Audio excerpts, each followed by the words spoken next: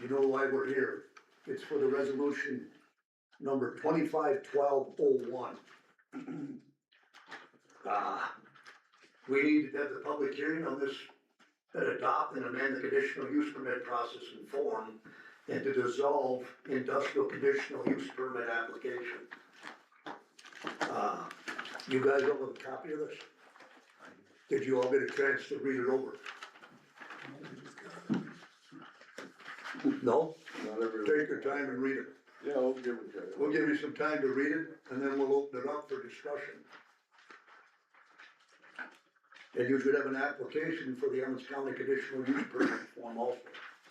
Everybody's got that? Okay.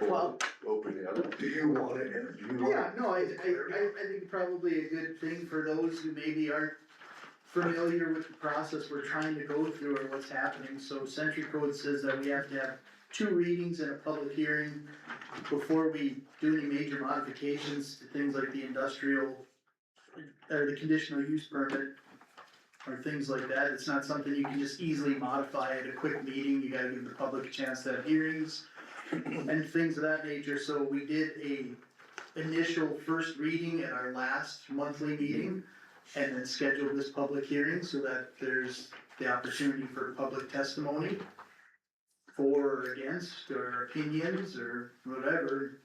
And then once that goes through, this is considered the second reading for this one, and then we can approve it tonight.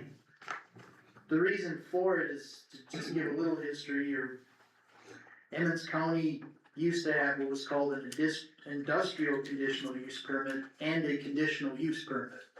So a conditional use permit would be, it has to do with the zoning of the county. So in areas where the land is, let's say agricultural, which is a huge part of Emmons County, if you wanna do something that's not considered an ag purpose, you have to get a conditional use permit to do something like that on ag land.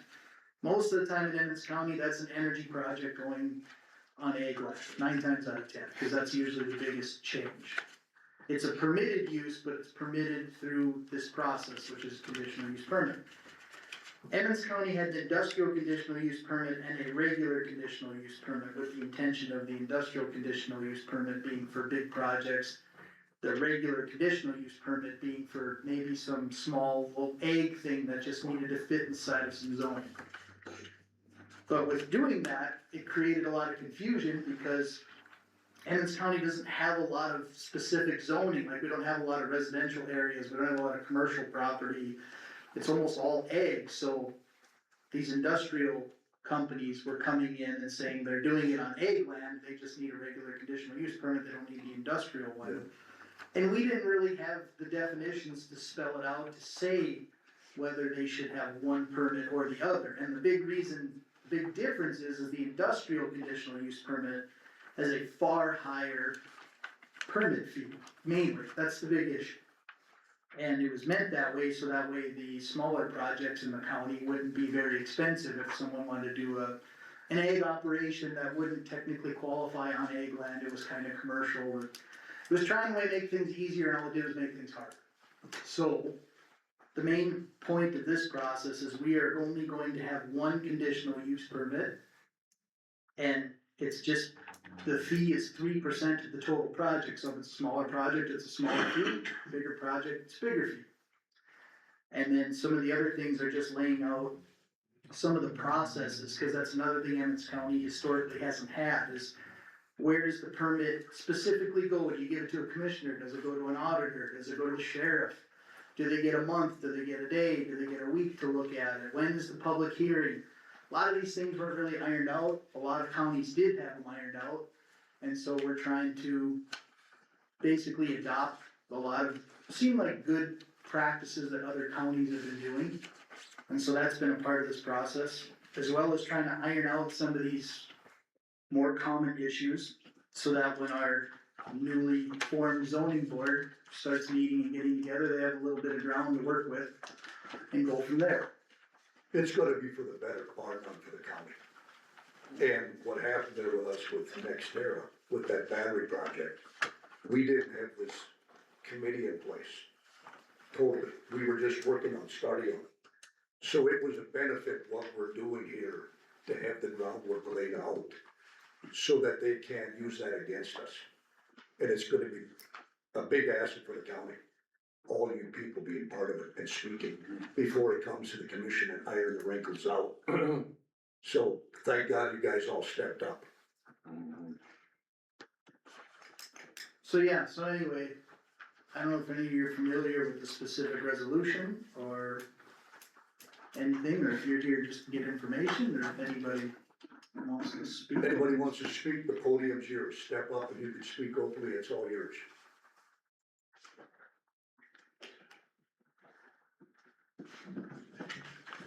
Introduce yourself by name. Mandy Olson, I'm from Strasburg.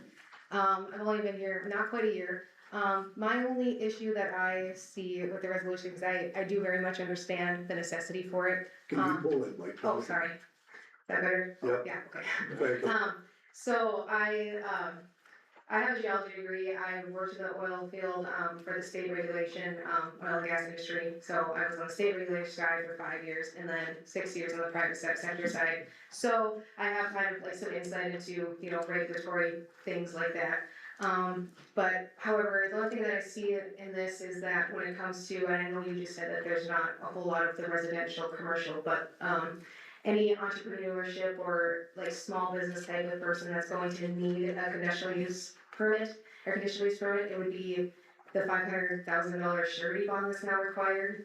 I know the 3% would be less if it's a smaller project, but, leaving this up to discretion and not being able to afford it if it's something small, I just leaving it up to discretion is not clarity, I guess, in my opinion. So, that would be something that I think otherwise I do understand like the necessity for regulating big, like when the big guy goes to town, I did that a lot. My favorite hunting spot, literally had a man camp thrown on it one year and it was devastating. Like, that was when I went from like a girl, like a child, to like, holy crap, what is going on? Like, no, like that's just not fun. But also the little guy, and they're not here because they don't know they need to be here right now because they're leaving this up to discretion, and rights protected by discretion are not rights they're favors. So, that's all I have to say on that, I guess, so. But, thank you. Thank you.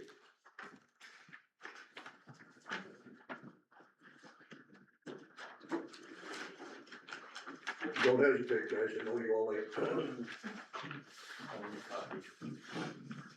And I guess I'll start. Now I just read this quick. Was there anything in here on surveying on either one of these? No, we need to have. Okay, well, I'd like to amend this or add.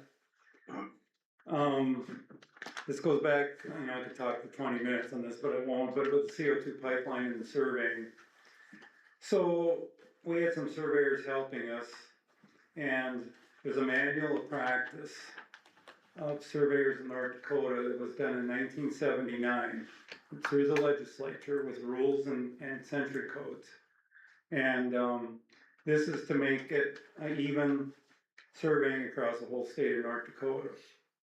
It's for the safety of the people, to show where a pipeline or a power line or fiber optic is, anything.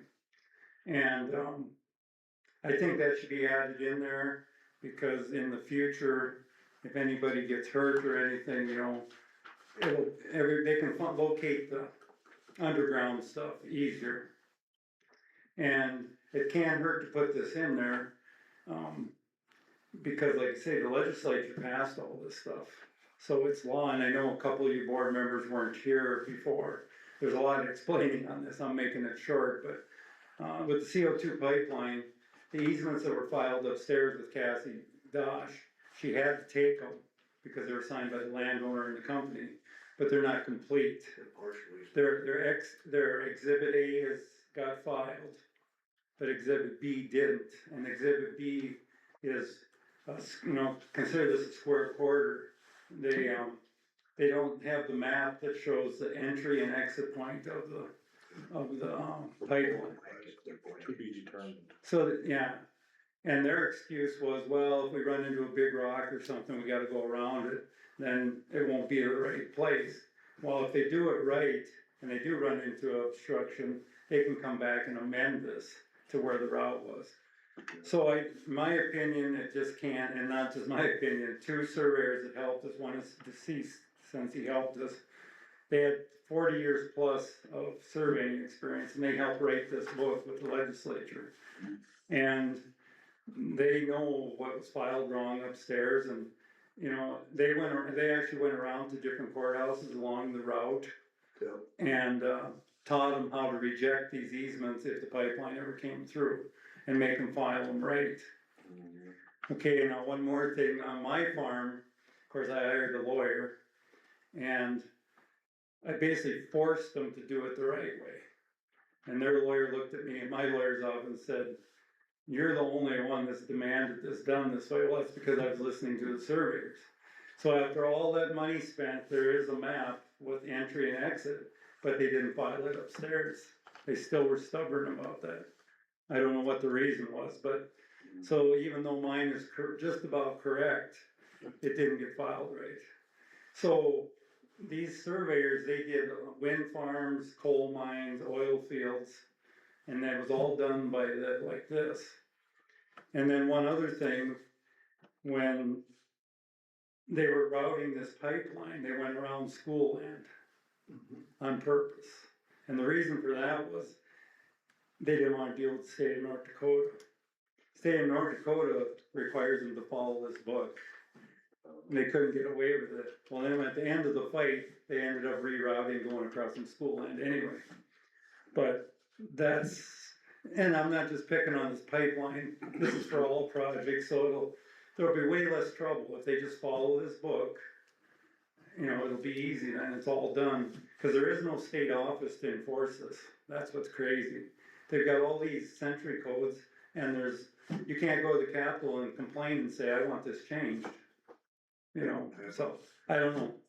And Aaron knows some of this stuff, cause he worked with one of these surveyors, so, you know. So that's what I'd like added in here, it's really simple, if you just would put, if Joe would put in there, all projects are required to be surveyed according to state law. And refer to this book. Yeah, and they know this, cause on my land, after my big fight, they actually flew a top surveyor in from Michigan just to finish my land, so they were mad at me, of course.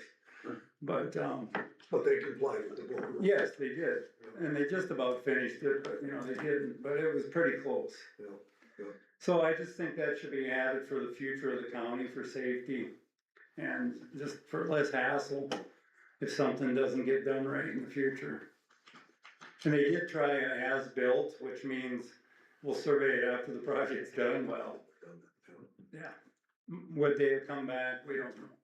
So, okay, I would appreciate if you take this into consideration. So, Thanks, Dave. yeah, thanks. Yeah. I would add too, I'd like to see if surveying is done prior to applying for a permit. If they don't do that, then we won't grant them one. That way we're not going against the century code. Then they have to play ball with us and respect our landowners, or else they don't do business in Emmons County. We're not saying you can't survey prior We're just saying we don't recommend it. So I think that would keep respect between them and us. When they have to, wait for our approval of their permit before they can survey, then they're not going out pestering landowners who may not even want them around. Yeah. If they're out there surveying and you landowners don't know who they are, they don't have to tell you what they're doing, according to century code. It happened with the Summit Pipeline deal. Yeah. They were surveying and drilling test holes, and the landowners Didn't know what was. didn't know what was going on, and the sheriff's department was out there evidently protecting the company people, that nothing would happen while they were doing what they were doing, which is total override of power of property rights, in my opinion. Got one more thing. So to that comment, there is a law in the books in North Dakota that Summit dug up to use. It was passed in 1898, I think, Right. that you have to let surveyors on your land. You have to let them on. You have to let them on. That state law, it's never been touched since 1898 or 6, whatever it was. So that would have to be changed with the legislature, but to Commissioner Miller's point, this would still make them, let you know that they're on your land, you know, and I think the legislature might work on that they have to give you a notice, I'm not sure of that, but, so it would just solve a lot of problems with it, like what he's saying, so. But there is that law in books that nobody likes, but they found it. Okay. But now South Dakota, they corrected a lot of that stuff. You gotta pay a fee to survey and you have to let the landowner know and whatever, so. Okay. It's all common courtesy. Yeah. Yeah. But to follow this book would make, it's more about safety is what the surveyors kept saying. That was a learning experience for the people with Yes. Summit. Yeah, Bar so, none. Yeah. okay, well, I don't think I'll think anything else, but I might. Okay. Yield your time. Anybody else?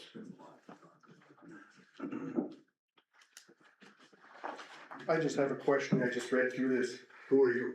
Kevin Werner. I don't want nobody to know. You said that we're gonna have just one permit, right? Yeah. Okay, and then it says an application fee of $750. Yep. Is that for, like, what about small projects? Is that like, if someone wants to get a permit for a bin site or put a approach in there outside of the road or something, how does that, what is that, is that fall under a different category then, or? That's a different It's just a category. regular building permit or like a call. Not a conditional use. The conditional use permit is if you're trying to do something that is not just automatically a permitted activity inside that zoned area. So mainly, like I said, it's a lot of this is like energy and transmission going through things like ag or commercial lands and stuff, so the kinds of projects that are gonna need a conditional use permit are gonna be big business projects, and even like, for example, like, some of the like agronomy centers around here, like those even qualify to happen in like ag land, so they wouldn't need a conditional use permit, but if you were gonna do like a good example would be like crushing gravel. That usually needs a conditional use permit, cause it's a permitted activity, but it's not just allowed, it has to be permitted, cause it's a major change to the acceptable activities inside a zoned area. That makes, kinda like how boating's fine in a recreational area, but coal mining's not. You might be able to coal mine in it, but you're gonna need a permit, and then it goes through this process, or a similar process, so. No, thanks for clearing it up, cause I was just wondering about the small projects, so that's gonna be cleared up. Yeah. Oh, yeah. And the $750 is because when you go through these processes, like we had to put notices in the newspaper, you know, people are getting paid a little extra to like put this meeting on and do things, and that's what that just initial $750 for, is to cover the cost of putting on this hearing and the notifications. And so, yeah, that's correct, but also the, like, for instance, if you were to inherit a house and get an Airbnb, if you wanted to have a dog kennel, small businesses like that in a residential area, this would fall under that. And it could, like, maybe you personally wouldn't force or push the issue of getting a conditional use permit, but if somebody complains when somebody has some sort of small business that they open up on their residential property, this would fall under it, and then this would basically, anybody that would wanna do something different or that isn't there already would be, you know, subject to a $500,000 surety bond. And you're basically stifling any sort of entrepreneurship or innovation of the small guy that you're gonna want in a community, because watching kind of communities become stagnant and everybody leaving because you can't do it, I mean, you can also regulate yourself into nothing. But yeah, so like those are also like, so like, you know, examples, I guess, where this would be needed and could be, you know, you always have to look at these things of how somebody could use them in a not great way, no matter what the intent is when you're trying to put it into policy. So that's, that's really what I wanted to add to that, cause like, I just keep on hearing things about these big, you know, crushing gravel, all this stuff, well, it also has to do with, like, literally if you inherited your grandma's house and you wanted to make it into an Airbnb to like pay off some debt, and so you have people coming and staying there, you're going to need this permit, because it would be a commercial thing on residential property.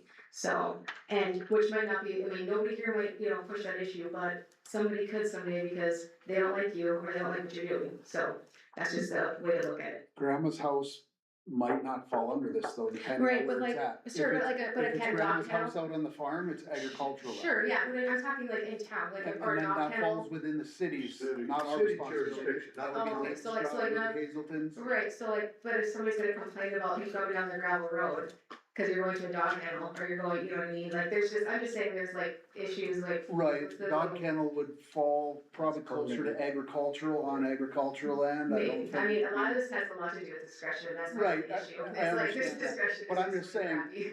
Grandma's house in town Right, is not, okay. is not covered by this. By the county. That's another. Sure, but yeah, municipality. but I'm just saying too, like, if you suddenly have more people coming and staying somewhere, even if it is out in wherever, I mean, somebody could just complain about you driving on their road. Yep. I mean, you know, so I'm just saying, like, there's that too, so like, somebody. And we may always run into that problem. Oh, That's yeah, not I know, perfect. I'm just, you know, just devil's advocate and just wanting, you know, to No, look and out we for may have to every, change the little it guy. as it goes along. Oh, yeah, no, yeah, I just wanted to bring up like those smaller things that Yep. could be an issue. We had it with the monsters coming in. Oh, I like know, you said, trust me, I know, like I said, the hunting spot, yeah, Under the not happy. agriculture entity, Oh, yeah. and saying that we're gonna just, it's under agriculture. Oh, going back to I know, cause yeah, it could go both ways, Industrial for sure. 30 years or 40 years. Oh, yeah, no, I totally understand that, I mean, I'm definitely for the whole, like, I mean, I totally get where you're coming from, especially being in regulatory oil and gas and dealing with farmers all the time, every day.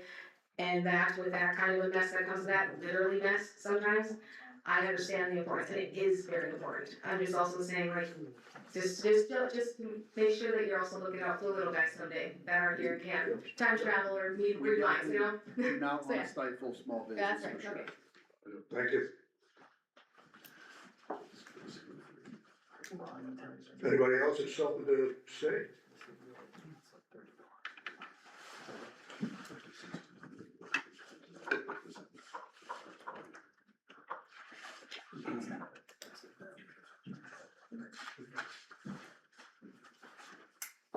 I guess we did talk about surveying earlier, didn't we? Right. Right. Right. I guess we wanted to try to keep it as simple as we could, but I guess it wouldn't be that hard to add. I don't think it was it. We'd have to go through Joe's amendment. Right. Be hard up. Could that be done, Joe? That book that he introduced on this survey deal, just to attach and amend it to this I tried resolution? to jot down what he was requesting, and I think it comes down to all projects are required to be surveyed pursuant to state laws. Essentially, he wants to make sure that they're following the state, you know, the Century Code 4319.1 that governs surveyors. I don't have a problem with that, if you could add that sentence in there, it's already a state law that they follow it, whether they, you know, whether there's any enforcement or not, I don't know, but maybe that would give the county a little more ground to deny something if they don't like the way things have been surveyed, because it specifically states right in the permit, hey, you gotta. Do you have the heading of the book, Dave? Yeah, I think Craig's got it there too, but I know Joe's the lawyer, but Give this to wouldn't it be better if we put the title of the book on there with the Yeah, Century Code? yeah. Right, they do change though, of course, from time to time. I have a copy of this. Do you? That's why I quit surveying. That's a lot of books all the time. I guess I'm just wondering, cause I mean, if you're, I mean, it's kind of assumed that your project's gonna follow state law, not, I mean, so couldn't we just basically add something in there that the board at its discretion can revoke or deny a permit if we find that it's something that's violating state law? But I mean, and you would kind of assume you just can, Right. but like you said, in order to give yourself a little more teeth, they'd be signing something that said that, cause it's not even just surveying, right? It's environmental, it's, I mean, and when you find out they're dumping something in the ditch that they shouldn't be, you should have the authority to be Dig a like, hole and bury something. we're revoking your permit for 30 days or a year, for, you know, just whatever, cause you violated state law, like, I mean, I think you can already kinda do that as a county anyway, but I mean, I understand where Dave's point is coming with the survey, cause that was an issue, it was a major That was issue. an issue. But it's not even the only issue you would consider with like someone coming out and doing a project, you would just, like, I'd say, You get a lot of and don't get me wrong, but you get contractors that do big projects, right, instead of hauling the garbage away, late in the evening, some guy will dig a hole and get rid of it, level it off. We're not hauling this stuff out of here. well, I'd go along with that too, Dan, if they disrespect any of our landowners, their permit gets revoked. well, I mean, I think you're getting I mean, it's, Probably gotta stick with state law. the point I'm trying to make here is that I would say that if there was any state law that was truly violated, and let's just say that no one knew about it but us first, Yeah. like, you know, like, oh, cause you're always like, oh, they're violating state law, well, it's our job as a jurisdiction who's issuing that permit to be following state law as well. If they are violating that, I would sure think we have the authority to, I don't think we'd have to say it, is that, what I'm trying to say is like, I don't think we gotta have a conditional use permit that quotes every state law that they have to follow, it's kind of assumed that they have to follow state law, and if they're not, we should be able to suspend or revoke the permit until we know that, cause otherwise we're kind of complicit in it, so, I'm not saying we don't have to have anything about surveying, but I don't know if we have to get that specific in the permit, when if it is already state law, like we would have the authority to probably, like, we never got to a permit point with Summit. I believe honestly, we would have had the right to deny it, be like, well, it's not following state law, we don't have to accept this, like, I think they would almost would have had, the burden of proof would have been on them to even say that they could get a permit for that reason, so I feel like we're maybe getting in the weeds a little too much with that, and also, like, we are going through our entire zoning manual, that's probably the place where this stuff needs to be referenced more, like, if you wanna go above and beyond state law, or really solidify state law, that's where you probably do it in the zoning manual of like, you know, part of it under surveying and recording is like, this specific law will be followed, and even if you wanna go above it where you wanna require some surveying before a permit, like, that's where you say, like, the permit application isn't probably necessarily the place for that, cause that, like, I'm not against when anything got brought up, but the application should be Probably the a good sum place to of put it. like the book that we're going to, like, the overall goal and the manual should be like what we're doing. Yeah. The application shouldn't have to spell any of that stuff out, and so that's where we're probably getting maybe a little too far in the weeds, where the application is almost becoming the manual, does that make sense? I agree, if you try to hit too many points, then it looks like, oh, hey, they didn't say anything about this point, it almost kind of creates more loopholes. Well, and then I feel like we're probably legislating the process totally from the application rather than the manual and the zoning board, which is gonna be the process. And they're gonna look at that. And Absolutely. I think those are the kinds of topics that need to really be referenced in that domain, like, you know. I think that makes sense to stick it in a zoning book. I think In the that- zoning book, I think. Yeah, it makes, I didn't know about that. So the That was planning good. and zoning committee can probably amend that in the updates. And make it a part of. And I would even say that when we were looking through the other counties, you could see in those counties what industries and issues were becoming the problem. Cause like, they would have 3 pages on like 5 topics, and then all of a sudden they got to one topic, and there's like 7 pages. Like they was like, this is something that happens in our county, we don't want this to happen again. So that's where pipelines and surveys might be a thicker part of the Emmons County manual than it is in another county, cause they haven't dealt with it where we've seen it. And I think that's where the value of really getting, And I really wanna be, if you wanna be really picky though about, like, you know, cause I mean, like I said, the zoning manual, that's, you know, the zoning board is gonna be going through and amending and adding. Yep. That's where that probably needs to have the teeth of being like, if you wanna have several paragraphs of how you want things recorded and surveyed, that's where it belongs, not in the application necessarily. Okay, That's good, yeah. okay. I think to Mandy's point, they could, in that same process with the zoning and planning commission, they could maybe exclude some of these more minor projects, like an Airbnb or something like that, that maybe doesn't make sense to go through such a, you know, a public display here. And so when they're defining what's a conditional use and they're giving the county commission, you know, their recommendations for that, they could Yeah. probably do a better job too, cause we have a list of different things that are, you know, permittable, and then a list of things that are conditionally permittable. And maybe we, you know, maybe that commission will look at that list and maybe have a little more common sense when they put it together. How does that sound to you?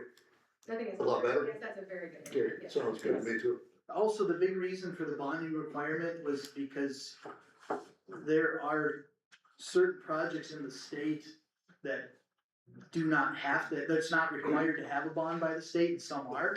So the confusion is, well, they'll have a state bond for reclamation, wind is like that, Oh, I know. I believe Oil and coal gas mines is let- like that, oh. but the new battery project, we just found out they're not requiring a bond. from the Really? state. Yeah, see, that's the thing, is when you get this new stuff, like, So- there's never, you always run into things that are like, oh, this is Right. an issue. So that's the reason for pushing for the bond, is because it does, one of the paragraphs in there says that we have the right to waive the requirement for the bond, if they already have a bond, if the state's requiring one, then we won't. Then we won't If the demand. state isn't, then we are requiring a bond for things like reclamation and the like, and that's where, yeah, it could probably get a little more narrowed down to where, yeah, certain, or maybe it's a certain dollar, up to a certain dollar amount, there's no bond required, and Right, then and once you that's- get over, That was the part more so that's what I was saying, is that, yeah. Right. Yeah.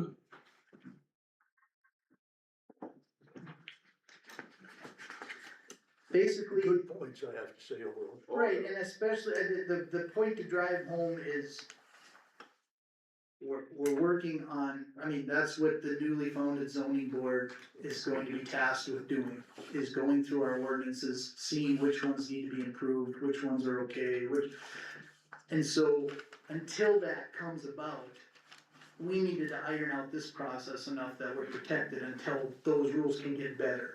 So, that's why even like this bonding requirements and these things, they might need to be relooked at and reworked, or, you know, even the permit fee down the road. I mean, all this stuff is not gonna be set in stone specifically, Right. it's a good place to start until things evolve, cause especially if you start focusing on any other counties.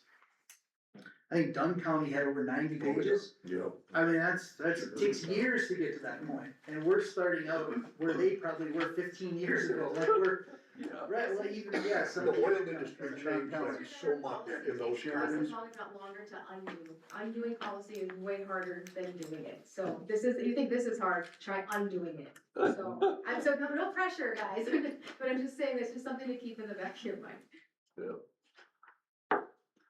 Well, the good thing is with research that we've done in the last few months, we found out that there are counties that have done a lot of the legwork for the rest of us. Yeah, We the rest just of the need to people. pick and You don't choose have to what we think reinvent works the best wheel. for our county, and, Yeah, you can use it, kinda. yeah.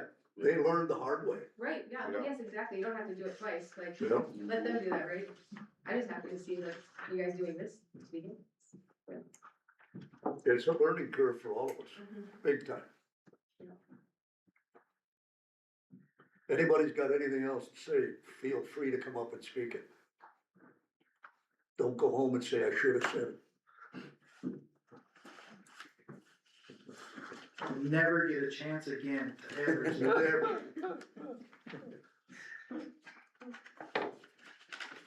Well, actually, the planning and zoning board we'll have a chance to look at it. Absolutely, well, it's, I mean, to be honest with you, it's what the county needs is a board focused specifically on these types of taps and that, Yeah. and so that it does get a little more, like, as those folks evolve and as that board evolves, they're gonna become, for lack of a better term, they're gonna be kind of experts in that point, like, to the point where they're gonna have the knowledge, and there's probably trainings to attend that specifically go to that, where they can focus on that, being on that board, there's a lot of good can come of it, and there's a lot of things that don't have to change, not everything in the zoning manual is terrible, but there's a lot of stuff that's pretty plain, Pretty simple. and it's, Yeah. it was well intentioned for Emmons County to be a simple county to be zoned.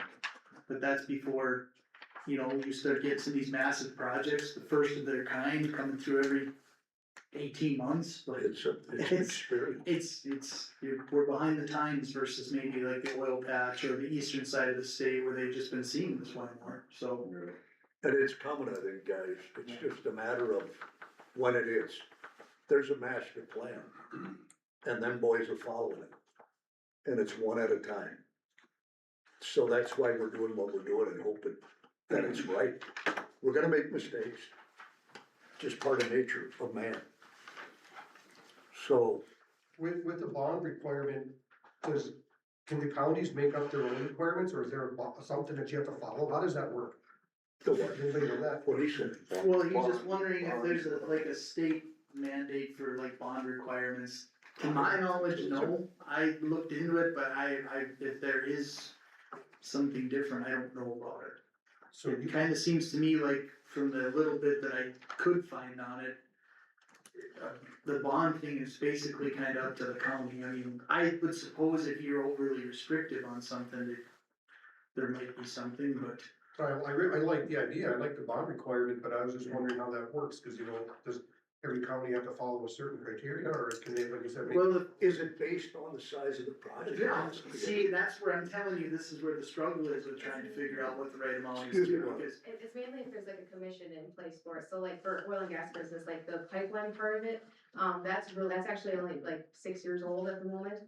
So until like the state actually makes a commission for the specific thing to regulate it, it basically is then up to the county to decide it. So like you said, like there's certain things where the state does require a bond because there is a regulatory thing in place for it. Right now, you guys are literally just charting uncharted waters, so it isn't in place, so it's up to you guys to do it where it is not currently. So until like if the state were to come in and all of a sudden get an energy sector that would do just wind farms or do just whatever, then they would then take on that responsibility and do that kind of stuff. And they'd probably just adopt mostly what the counties already did. But like that's how the oil and gas and like the pipeline side of it and everything like kind of evolved too. I mean, cause that was all new at one point too, so, but yeah, like watching, like pipeline was only like 2 years old when I started there, so that was, there's like, yeah, lots of learning curves and lots of, you know, yeah, so it gets to be interesting, but yeah, that's basically, I don't think there is one like surety bond or bond for specific things, it's just whichever. Well, I didn't know that. Well, I felt like the wind projects are required by the state to have a bond, so then whatever we have is basically null and void, unless we would want to somehow fight it and go over above the state, which that would be a different thing, but.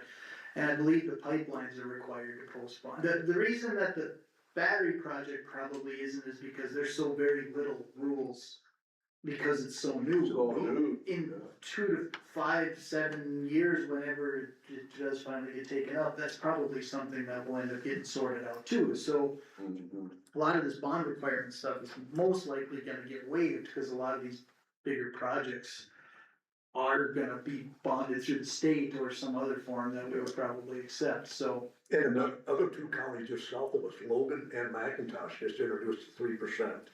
I think on the total cost of the project on an industrial use permit, correct? I have no idea. I was just told that today. You mentioned- Macintosh, And Logan?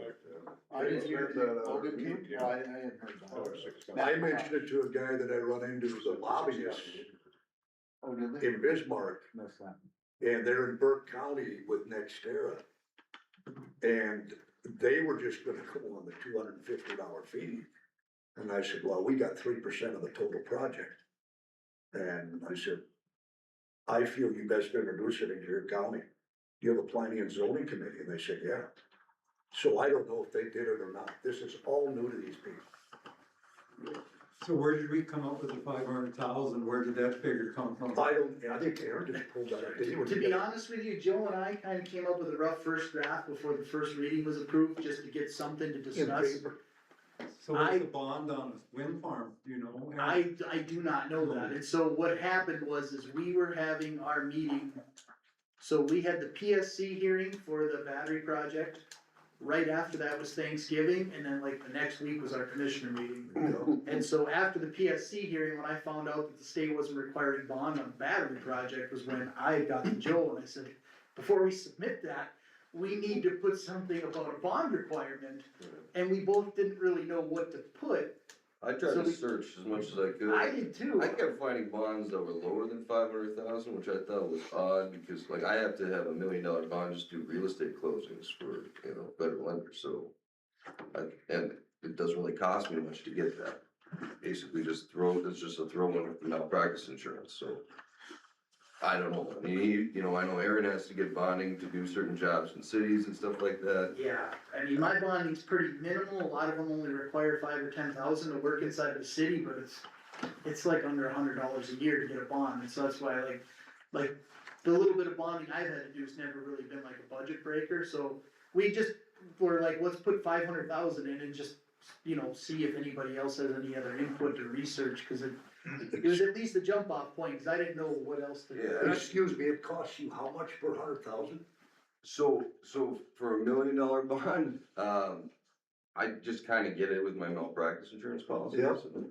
You know, which, you know, my policy is always under $2,000, so. Okay, so it's not a big burden at all. I mean, it was just. I don't know, I mean, I have my own, you know, type Yeah, of yeah. industry, this would be a different type of industry, so you don't really know. I don't anticipate a $500,000 bond would be huge, but I think the main thing was, this would be like a catch-all for a new type of project that isn't already regulated. Right. Yep. And we wanted some sort of, you know, reclamation or. Right, if something turns bad. Right, and I'll be the first to admit, I'm no bond expert, but it felt like it was something that should at least be in there, we had to at least start with something, so, I mean, Do any of you guys have any experience with bonding? Well, oil and gas, yeah, it's still a lot of difference. You what? With oil and gas, yes, I mean, you have to have this big bonding with that, because whenever. Based on what, on the total cost of the job? With the cost of, like reclaiming the site, so removing of any contaminants, and then if you have to bring in materials, if, you know, if they left their, you know, topsoil pile, or if they just, you know, if that disappeared, and you never know, you get into that mess and you see that, like, this construction or reclamation project just this many thousand to this many thousand, because they didn't do what they were supposed to do back in whenever. Excuse me, well, how did they assess and how do they draw that up before a So they number? just look basically to see like whatever construction, so like Come whatever on, they. so we can hear you, Oh, please. sorry. So like for how I understand it, was so like the reclamation of a site, if they did it properly to begin with when they constructed it, which is another, thing, but, basically like when the state especially takes over, like up north, there's a ton, like tons that we did, had to abandon and reclaim. And a lot of times we couldn't secure, the bond because they quit paying for, protecting it or whatever. And so then the state takes on the cost of reclaiming, but it's basically looking at currently like when you have somebody do it, like get the permit, you look at what it would cost to put it back to how it was. Whatever that, I mean, I know it's an estimate, and it's, you know, and until you get out there and do it multiple times, like reclaiming, you know, you gotta, you know, do this, you know, remove crap, you know, the crap, cut off the pipeline stuff below, however many feet below, do all that stuff, and then you have to do the soil afterwards and hope that they didn't leave a, you know, the cuttings pile underneath there and nothing will grow anymore. And I mean, and that's, you know, that's a lot of contaminant stuff compared to, I mean, obviously there can be with other stuff too, but that can be a lot worse. So that can be a major problem. Oh, yeah, millions, wanna do like the state stiff paid bond. millions of dollars for that stuff, yeah, it But the was. bond is only as good as the company that pays for the bond, so Right, in sometimes reality, it- it could be worth nothing. And to again, it all depends on when they actually like, yeah, because like these old companies that just have been sitting there doing nothing, and it's like, oh yeah, cause they had no orphan wells. Okay, it just depends on who's looking, I guess. That's kinda nice to know. Right, I know, it's not what you wanna hear, but yeah, it's basically you take your best, you know, talk to the construction guys, how much it is to rent equipment, like does your county have the equipment to put this stuff back how it was? I mean, it could, be a lot, I mean, or it could be nothing because if they didn't do a whole lot to begin with, you know, I mean, just depends, but that's why it's hard, so, So if they have a lithium battery, we're just using for a hypothetical scenario. sure. A lithium battery ends up on a crane and drops. And they lose all the lithium in these batteries, they bust open. What does it cost for cleanup? That's hazardous material, is I it would not? say it's fairly minimal though, cause they're dry, and these guys are using lithium iron, remember, not ion. Right. It's iron. Yeah, they're doing a different battery, they went with an American-made different battery, so that's different. I'm just using for an Well, example. We're not picking Lithium on- batteries are dry though, so it's not like it's gonna run into the soil, you just pick it Yeah, up. it's not like production water where you have to dig for like ever grow away. It's they're a different beast, there's no. Go ahead, guys, yeah. But anybody have anything else with bonds? Basically, the Any reason good years with bonds? you're requiring a bond is in the event that like this company would go bankrupt or they would abandon the project, or, you know, like while they're working on the project. I don't know if the bond is really even applicable, cause like if they have a problem during construction, they're gonna take care of it.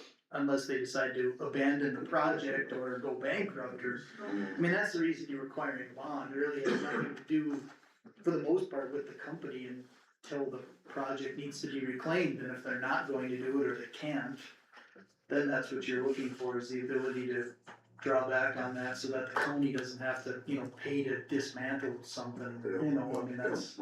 But, okay, with the wind towers, let's use like, they say Oklahoma, California, they abandon them and leave, you know? So isn't there a state fund that'll help tear them down, or does it fall on the county? I think every one of them's different, you'd have to look into how them states do, cause even like this bond requirement for the state, I just know there's bond requirement. I have no idea if it's enough, is it $50 a turbine, less than, that's not gonna tear down winter, so. I mean, that's, probably didn't really have enough time to probably dig that deep into it, and every bond is probably gonna be different, so. Again, I mean, I just don't wanna get too far into the weeds where like some of this stuff can be fixed later too, as far as like. Yeah. Right. Cause again, a bond requirement for, let's say, a wind farm versus a bond requirement for maybe a specialty project that might be highly hazardous. Does the county feel like that bond is adequate? Can we require something above that? I mean, that's where, I didn't wanna get too far in the weeds with the bonding, cause I didn't have a clue where it was even really gonna go or how much you needed, but I felt at minimum, we needed to be protected at least some, because the assumption that the state always requires a bond is a wrong assumption, because we just learned that now with the current project that's gonna be going through, so that's where there's some concern of just making sure we had some kind of requirement. It's easier to amend something that's already in there than trying to recreate something again, and I felt like that was necessary. I mean, the $500,000 it was just a starting point. I think it's a good starting point. I personally wouldn't want you to go any lower. No, and that's, I mean, the only question would be if you made some kind of a percentage, kind of like the permit fee where the size of the project dictates the bond a little bit, would maybe be better, but then, again, I know just for myself with some experience that some of the requirements for like a bond, even to just bid the project, it's like 5 or 10% of the engineered cost is what you'd have to present, even to just bid on the project, so. Okay. But that's a total, that's not really applicable, it's like Joe's malpractice thing, it's a bond, but it's got nothing to do with what we're probably talking about, it's, you know, so I mean, any number we use is just, I mean, for lack of a better term, it's a guess, but again, a bond is a guess, because let's face it, the bonding company could be insolvent, it might not be an adequate bond, even if you have that bond, you know, okay, we're bonded for $1 million, well, guess what, it costs 20 million to reclaim this project, well, I mean, the bond is almost useless, so to try and figure out the perfect bond scenario is gonna be extremely difficult, I'd say requiring one, even if it's not perfect, is better than not having one at all. Well, this is a starting point, I mean, let's be honest, like Dave would know, you've been here through most of these public hearings that I've been on. We needed to get this application process nailed down, we needed to get down to one conditional use permit, the resolution is part of that process, and this is all just to get it on the books, and then the zoning and planning board is put together, and we can make these changes as we go along. But we need something right now, because like Dan said, these companies are coming. We got lucky with Next Era, they could have made that real ugly and messy for us probably, and they didn't, they were gracious about it. We have another company, Intermountain Group, running fiber optic through Emmons County, and they wanna put a couple generators, power generators, boosters, every 50 miles, and Emmons County's lucky enough to get one, if you wanna call it lucky. So we wanna get all this on the books, so that we don't have questions and Joe doesn't get all this overtime fighting you know, with lawyers that. Yeah. Well, and the So- generators want their permit next month. Well, absolutely they do. Yeah, we're behind, yeah. We are behind on this, and that's why it's a starting point, and these numbers aren't necessarily in concrete, they can be changed, but to get us moving in the right direction and make sure that our permitting process is correct, this is what we need. That's why we're here. This is the second hearing. Second reading of resolution 25-12-01. And if there's any more input, please speak, guys. Yeah, the input's great, It's great. I'm not hammering on that, this is just very much a starting point. Yeah. It can be changed as we go along by that zoning and planning board. That's That's why some very smart people that are gonna be joining that board. I'm looking at a whole bunch. Got your work cut out for it. That's why I wanted you here tonight. Did anybody look over like the permit fee structure? Does that make sense? Does anybody need that explained or? You guys look at it. Well, I'll just explain it since it's a public hearing. Go ahead, Eric. So when we went through the process with NextEra, the one thing we probably didn't account for when we went to a 3% permit fee was that it's a significant permit fee. It's quite a change from $200. So, for example, NextEra's permit fee by the time the project's done is gonna be just short of $4 million. 396. 7.996. Which is, again, when you're talking through this process and you realize there's all these hidden dangers and estimates, that's part of the reason why your permit fee needs to be reasonable, because we're taking on a level of risk with these projects coming in, and for or against these projects, you can't deny that there's gonna be levels of risk. Getting a couple $100 for something you might have to reclaim in 30 years is pretty scary, so with that, you also realize that it does create a financial question with these permit fees, so NextEra had presented the option to pay like a schedule, which was 10% down, 40. and then it was, I believe, 40 40 after after the, PSC, after the PSC PSC. approval, and then the rest before they started construction. Within 30 days. It was in 30 days 30 before days. construction, and so the reason I'm confused with that is because I changed it on ours. And the PSC has not approved it as of yet. No, but we did receive the 10%. 10% down. So it did enlighten at least me, and I'm sure the rest of the board too, that it's like, wow, I guess in order to ask for a big permit fee, you should probably maybe accommodate the ability to, not have to come up with X amount of, a couple $1 million and then maybe not get a permit, and then the question we had is that refundable, is it not refunded, do we refund it with interest, it seemed kind of messy, so what we did is kind of adopted a permit fee where we're gonna ask for 25% of the total fee is gonna be due within 30 days of county approval. So you get your approval, you got 30 days, you gotta pay 25%. That is non-refundable. Then 50% of the total permit fee would be due within 30 days of the PSC approval. So once they get PSC approval, 50% of that project is due, and that's non-refundable. So at that point, if they have the county permit and the PSC permit, they should have paid 75% of their permit fee. And then- Non-refundable. non-refundable, and then the remainder of the balance is gonna be due 30 days prior to starting construction. So by the time they start construction, we should have received our permit fee in full, non-refundable.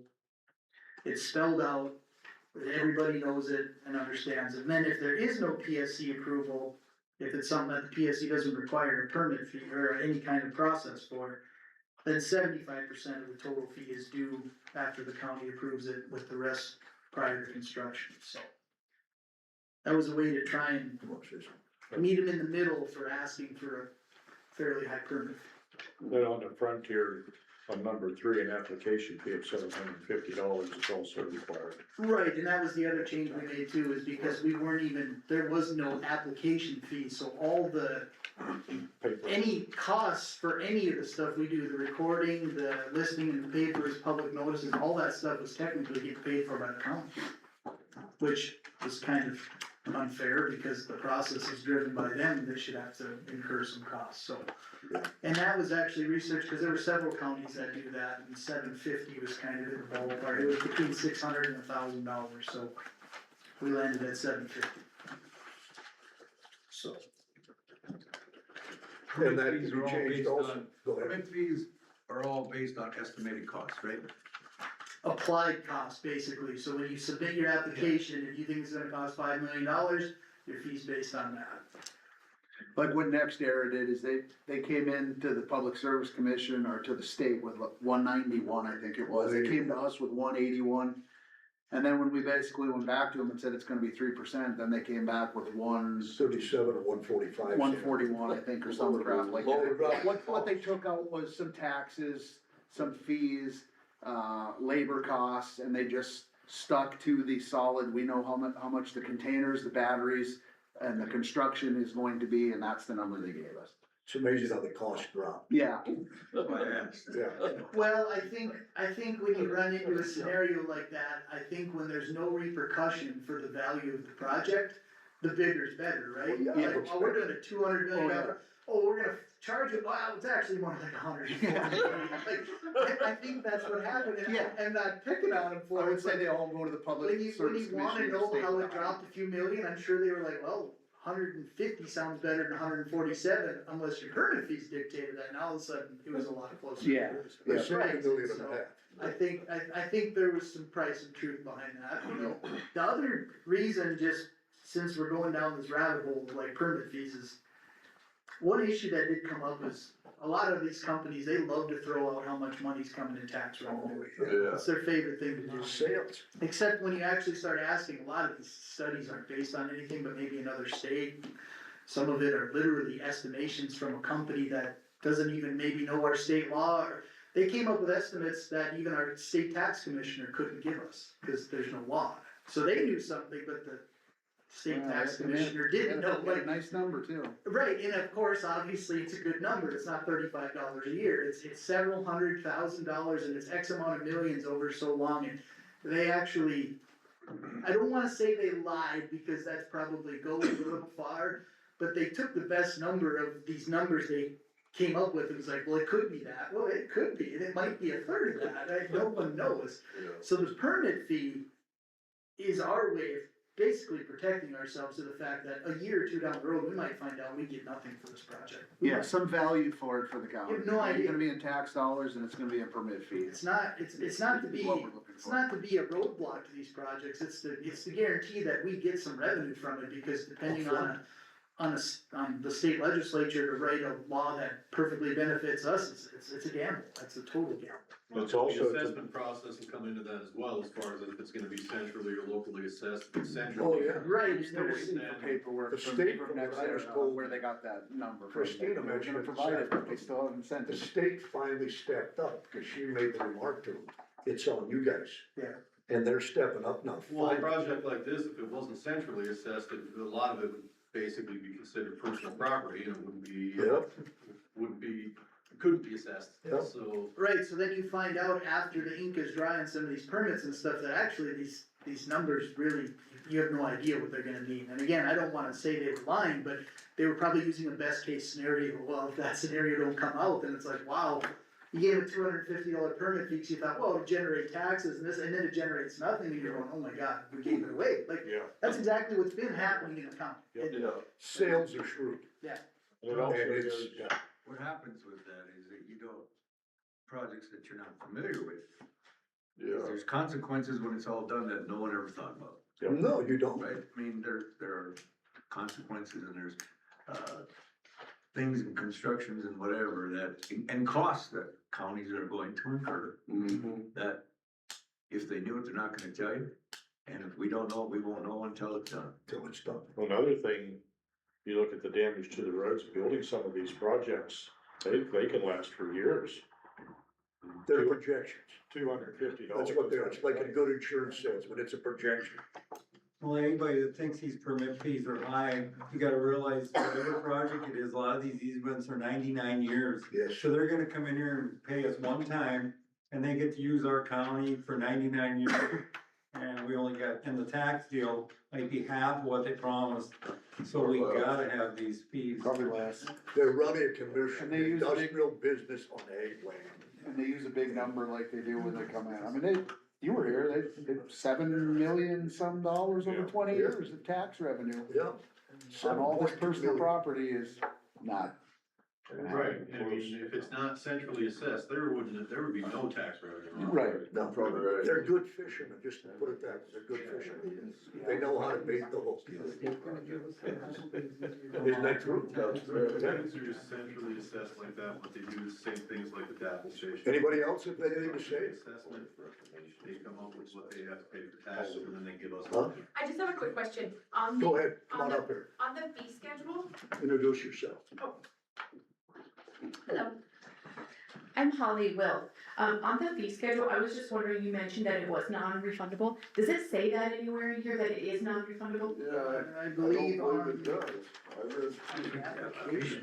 Is it, does it, cause I was looking at the resolution and it didn't say it. No, It I did or don't, did not? It did not. I don't think it does say.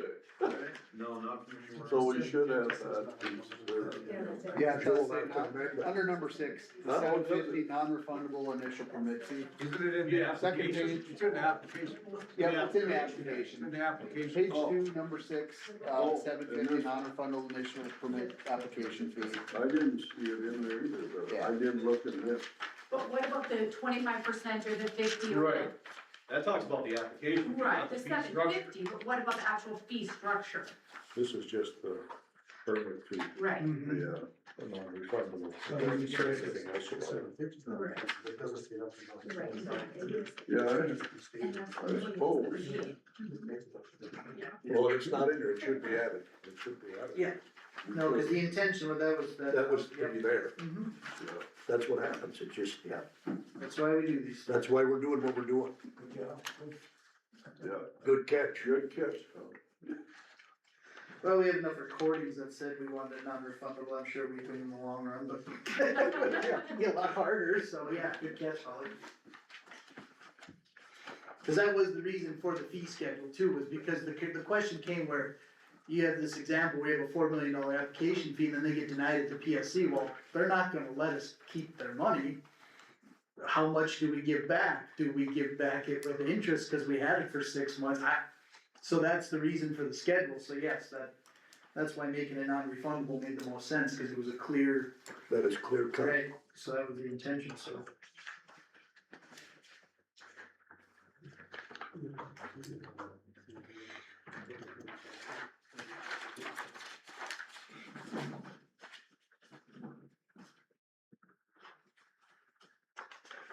Anything else, guys? There's a lot of eyes on it, that helps.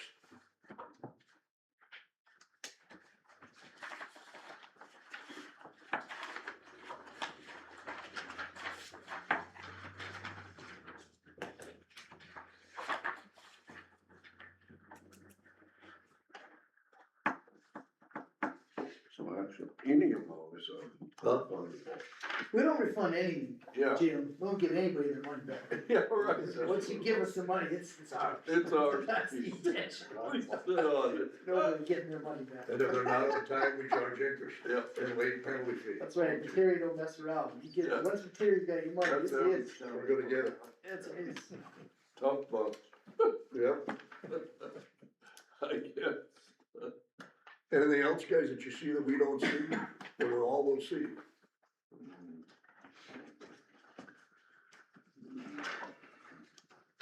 All I can say is this is one good start. It's a good Yeah, start, isn't it? It is, yeah.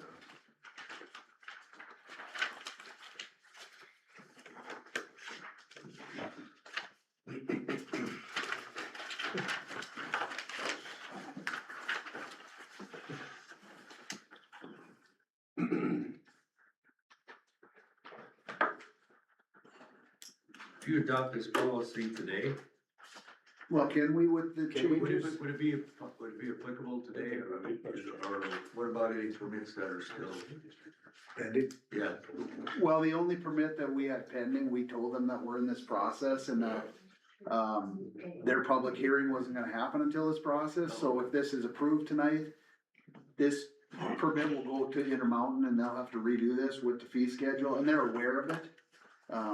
And then we're caught up for the most part. We Then don't they have- need to send the fee in, and then Marlis will schedule a public hearing, right? But you gotta give, what, 2-week notices? Yeah. Right? We haven't gotten any applications, I don't believe, but we kinda were of the mind that we weren't gonna accept any while we were going through this too, so there really isn't anybody that is another, basically a change, which page that was with the process of it. Or was that on the resolution? Number The 5. timeframes thing you're talking? Yeah. Number 5? Resolution. Yeah, so I was on the resolution that so basically, the way we ironed it out too was that number 4 was that the county auditor shall review all conditional use permit applications within 10 days of receipt to determine whether the application is complete. And so this was part of that process too, where we didn't have it defined, like who it goes to, how long that person has until it goes to here, there. And so basically, that's gonna go to that goes to the county auditor. The review by the county auditor is just to make sure that the application is complete.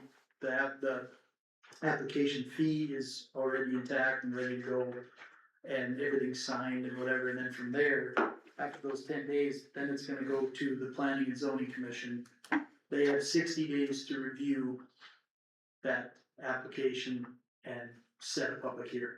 Yep. So the zoning. Or deny the application within 7 days of the public hearing. Process. So that's also a part of the resolution, is to try and spell out the process on it.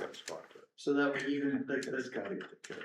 the And we incoming gotta zoning act board on it the knows next how long they have until they, so that they don't think they have to act on it in 2 weeks, or they sit on it for 4 months.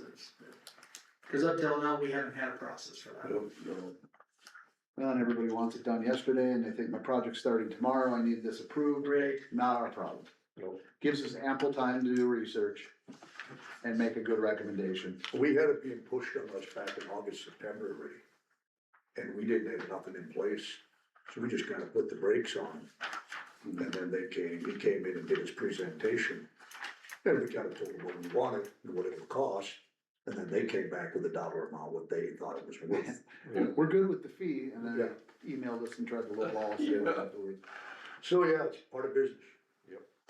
So if Joe reads the changes, can we pass this tonight then, or? I would say we could, right? Yeah, absolutely. If Joe goes over the, Okay.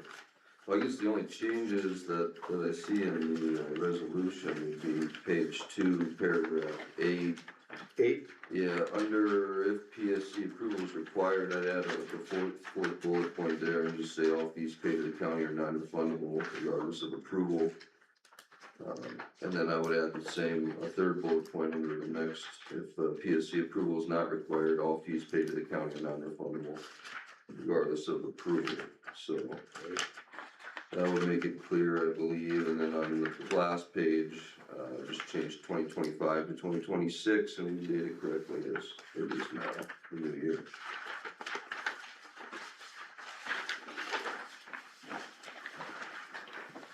which one, Joe? Just the date on last Oh, page. wow, okay. Got it, yeah. Yeah, very good.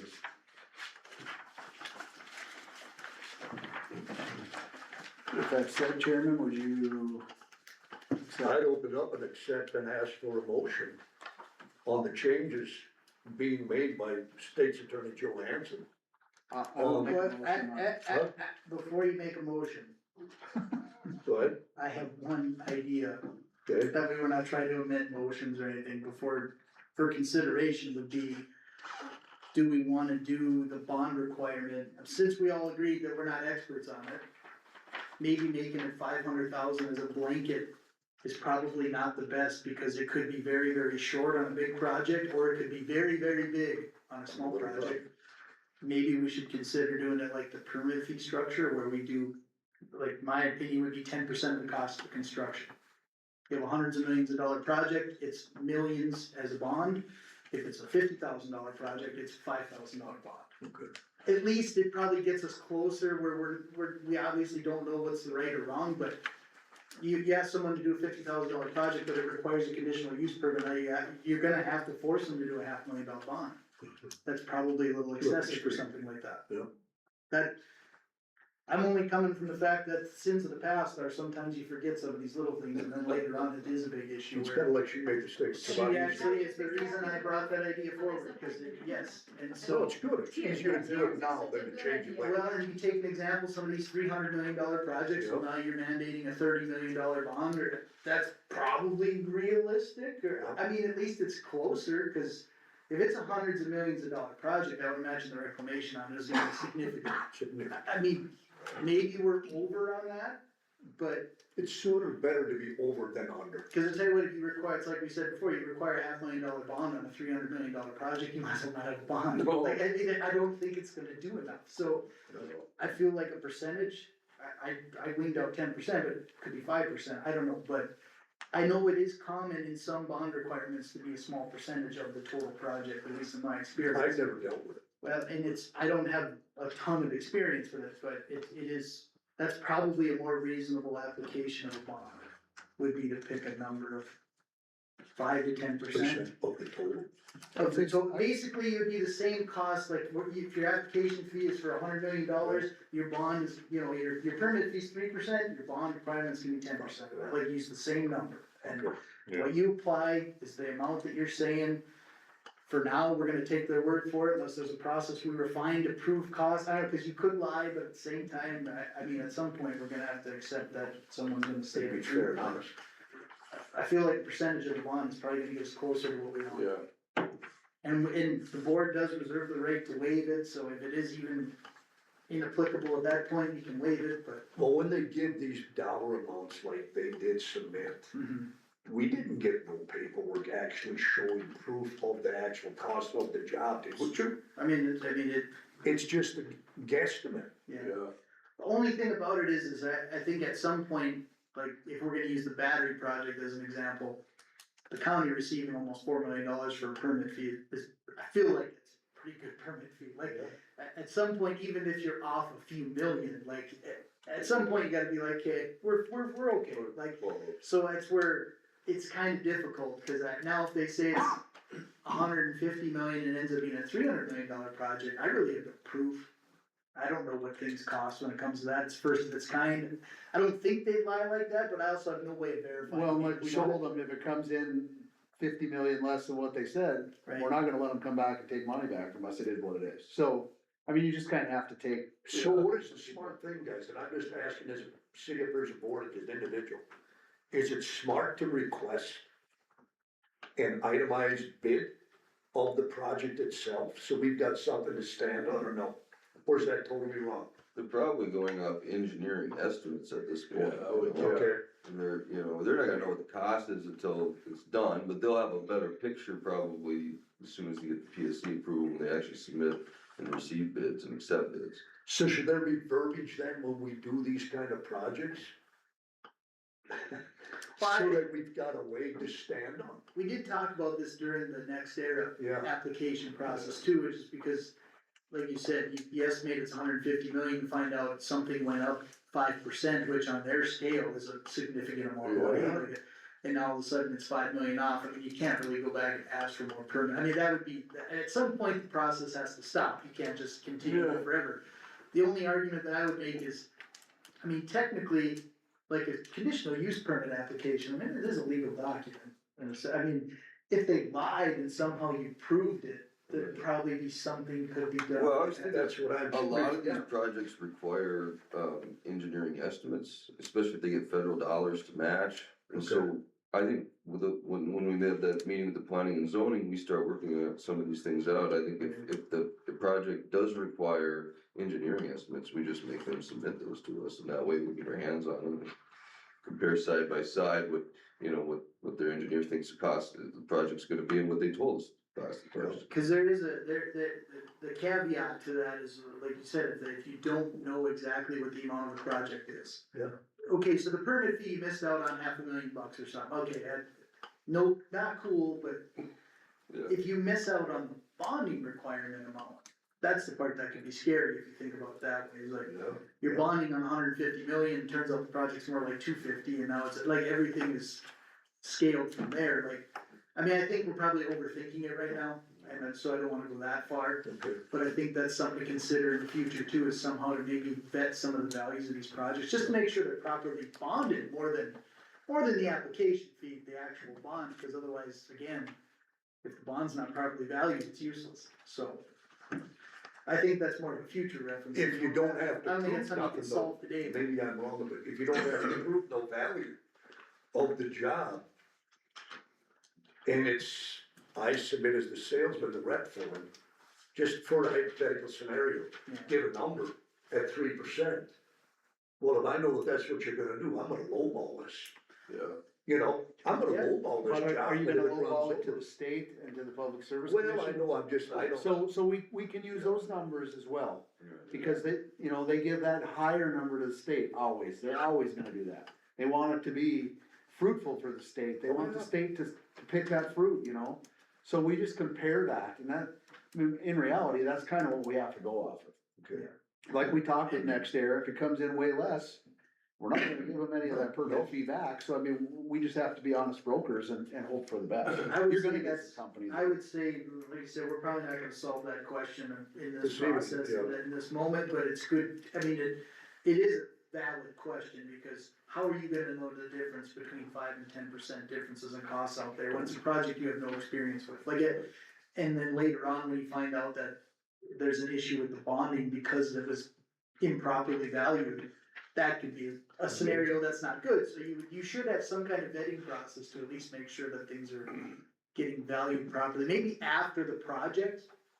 You know, because when you're requiring a bond, if you have a process that's actually legitimate, that values it once it's built, like an as-built type scenario, then they are required to have a bond for that, it says in the writing here that we can Right. revoke their permit, cause a lot of problems, so we do have it kind of built in there, but the broken part of the process in that would be, we have no way of valuing that project once it's built.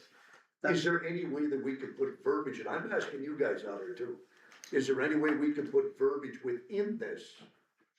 It's kinda like buying a piece of equipment. You aren't gonna buy it without inspection. Projects, if they get any sort of incentives from like the federal, like, or whatever, those are usually public, like, documents that you could probably look up and see what their value, cause like a lot of times if they say it's worth this much, they're gonna highball it because they want more funding. Well, if you look at that and you say, well, you just said to the feds that this is worth this product, this much, and, you know, there's that aspect, I don't know where you, like, there's that thing, I don't know much about that, but that's. Well, I that's think, way up. I think Joe has the right idea, you know, the engineering, Yeah, exactly, they have to. I mean, they've gotta be awful dang close. you They do know. that, like usually there's an as-built, like I know, like, And it there's wouldn't- usually an as-built that has all of that before they ever get an oil and gas permit, I know that, so. It wouldn't be that hard to add that verbiage. No, would it? No. I think we do that through the zone. So The zoning ordinance, yeah. And Work on that I would also say that, I mean, Joe does have the application here, that failure to maintain the bond in the required amount shall constitute a violation of the permit and result in suspension or revocation of the permit. Yeah. So it's already built in there, the hard part is you'd have to make sure that you're valuing it, so that way you can hold them to that. Cause what they applied for versus what they're actually bonding could be two different things, so you'd have to solve that at the end, but that's something that I think can probably go forward in the policies that are In the to policy come. book. I think there's enough Writing all in this down. here that you would hold it to them Okay. if you create that policy. Are you writing all this down for the first meeting? He remembers stuff. Weber, He writes you got it all stamped? It's recorded, isn't it? I agree with the 10%. Yeah. Well, that's what I Sounds just, good. so, cause if we're gonna make a motion with a couple amendments in it, let's just do it that way, Yeah. rather than going, okay, now I wanna amend that No. motion, so we gotta vote on an amendment. Because I would say right now, the really only changes we're talking about is we're gonna use a 10% cost of construction for a bond requirement. Yeah. And then the other would just be to add bullet points that all fees made to the county are non-refundable Yeah. in the two spots, those are really the only things we're changing, right? And the date, Well, which, yeah. right, but I'm just saying for the sake of making a motion now, so we don't have a big jumbled mess of So stuff. everybody understands it, and then, yeah. Yeah, I guess just, I would make the motion Go ahead. to, okay, what question would be for Joe now? Are we approving the resolution and then the permit application is amended with the resolution essentially? So if you approve the resolution, then the application is, Yeah, I would say, make a motion to approve the amended resolution. 25-1201. okay. Go ahead. So I would make a motion to approve the amended resolution 25-12-01 and the amended application, permit for the conditional use, the conditional use permit application Yep. with the following amendments, that we require 10% cost of construction bond requirement in place of 500,000 is the reason that's amended, and then the amendments that all fees are made to the county are non-refundable under the fee structure.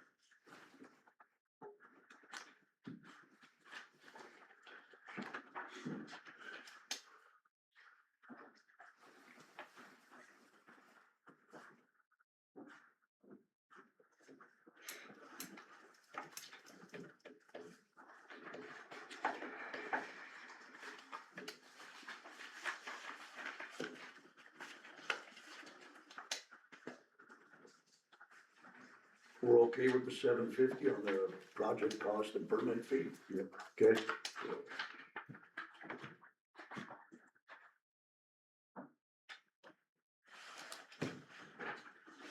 I'll make a second on You that. wanna make a second of that, Doug?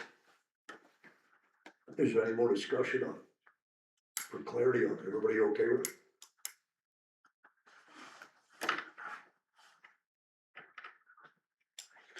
It's good till it ain't, Okay, good, so right? Okay, sounds good. like the last one was. You wanna do a roll call? Okay, do a roll call vote. Gardner, Aye. Miller, Yes. Vanderwerks, Yes. Magnum, Yes. Materi, yes. All opposed? Motion carried. Mr. Chairman, I would make a motion to adjourn. Hold on a minute. Just a minute, go ahead. While we've got some of the board members, we need to come up, while it's all public and we haven't started our board yet, we need to come up with a meeting time, what works best for some, we need to have a meeting within 30 days of the 1st of January to at least get together, set up a leader, Dave, and somebody else that wants to. No, we just need to set up our officers and so what works best for, it's not gonna be perfect and it's, but is it evenings or days, mornings? What works best for everybody? And we're looking at, Marlis has gotta be there, Josh has gotta be there. Joe, do you have to be there? Yeah, at least I I would guess. think so. Okay. And Christina when we need her. Yeah, at some point, yeah. So what would work best for everybody? Go ahead, Based on Dan. that, it should be during the day or during their normal work days, wouldn't it? Well, that helps them. That would help us. Now, my excuse, and shake your head, but it would, depending on what time, like 10 in the morning's too early for me to get the cattle fed in time. And then evening, like, you know, you do tile work, do you want your day interrupted, or do you wanna go from 6:30 until 8:30? It's just my honor to serve this county, so whatever works best for me. I know, it's seriously, I mean, whatever works. You're not record Gardner. James, that's why I'm doing it too. Yeah, so. no, I know, whatever works best, I mean, in the afternoon, you know, say like starting in the, after lunch or 1 or something would work best for me, I mean, cause then I can do a half a day, but I mean, whatever works best. Well, That's, these guys can voice their opinion and whether evening's better or day, but, and sometimes, let's say I'm calving, I'll just have to do it by phone, yeah, you know, cause you just can't lose calves because you're at the meeting, I mean, yeah, it's reality. but we just really need this first one by century code. Right, 30 days. yeah, well, I mean, we'll make that. That's the big one, we get this first one out of the way, then we can talk about this, but I just wanted to do it while we're on record, and it's being recorded, because in reality, we have a quorum, we have enough guys here that are on that board, so we have to be, it has to be recorded, so before we adjourned, I wanted to try to figure out a time and. Well, anything at 10:30 is good for me, and these guys can voice their times, I don't know. How long do you think it's gonna last? Huh? How long do you think? Well, I would say this first one could last maybe a couple hours. The first ones, Dean, are gonna be rough. As we get it organized, it should be Yeah, Once we're up and running, it should take an hour. It should be And easy. if we don't have any projects, So 1 o'clock right after lunch, I suppose. That'll work. I have a question first. Depends on the day though, too, I mean, I got a full-time job, I gotta get time off for to do this, if we're gonna do it during the day. well, that's another way to look at it, yeah. Yeah, So immediately, do you want them reviewing all building permits, which I know is gonna happen in the future? Because then we wanna do it right before your next commission meeting. That they review all So- building permits? Yeah, cause any building permit, not just conditional use. Yeah. I know we want them to review them, but, cause then you wanna do it right before your guys' commission meeting. yeah. I would say, And if yeah. that happens right away, then you wanna do that Monday, right before your meeting, or even Thursday, Friday before. Well, you need time to go research this some too. Yeah, I researched them before. Before. That's why I want it right before the commission meeting. well, the next meeting is what, February? Six, isn't it? But that's kinda close, Josh, isn't it? Cause we gotta understand what you're doing. Yeah. But I mean, after we get all settled in, it'd be best to have it set Oh, right. the day before, but that's when we're in these first few months. I don't know how it's gonna work. You wanna have it in the last week of the prior month of the commission Yeah, meeting? that'd work fine. And do we Because wanna push it everybody's further supposed to have back, like permits maybe a 3 week o'clock for before anyway, so. the guys that got real jobs, aren't self-employed or? But it means at Retired. 1 o'clock? Yeah, that's- I'm flexible. It's how much advance notice I have, so I can check with my boss and see, and there are certain days that just obviously would not be good. You know, if we have a court day, or we have a trial day, or something like that, you know, like. Well, 1 o'clock, Don't cut it so close, you get a storm day that you gotta change it. Well, and theoretically, just for the sake of discussion, your first meeting really should be a pretty quick one. You're gonna basically come up with your officers Organized. and kind of decide when you wanna start meeting. Do you wanna start meeting the third Tuesday of every month? And like, a lot of that stuff you should be able to iron out fairly quickly. I mean, just for the sake of your first meeting, it might only be an hour or so, unless you want it to be longer, but, well, cause there's not so gonna be a lot to review probably either. if we do 1 o'clock, Wayne would get in a half a day, which still you gotta talk to your boss, and then Marcy, you'd have to drop everything you're doing. Well, I just wanna say that my auditors are coming to audit the 24 year, the week of the 19th, they're gonna be here all week. I would think we They go want here me this to be week, in my office. the last week of January. But I don't know what day works best. Would be better for me, just, again, everybody has their own criteria, but for me, if there's a bond hearings are a 1:30 period, they never get moved. So, you know, if I find out the morning that we're supposed to meet at 1 o'clock, but I got a bond hearing, I'm not gonna be at that meeting. Right. Well, and that's gonna happen. I mean, we know that's gonna happen. We don't, But if we do it at we like just, 3 we just need a They're quorum. done by then. Yeah, yeah. Does 3 work for everybody, or is it too late? I mean, would that work better for you? 3 is fine. We can start out with 3 and change it. Yeah. later. It doesn't work. And what days work best for everybody? I mean, Mondays, Tuesdays, Wednesdays, The day doesn't matter. Wednesday, Sunday, Sunday? just kidding. You gonna bring your Bible and preach to us? How about the 28th of January? It's a Wednesday, at 3 o'clock. That should work. Alright, 3 o'clock, You got a January. tentative date set?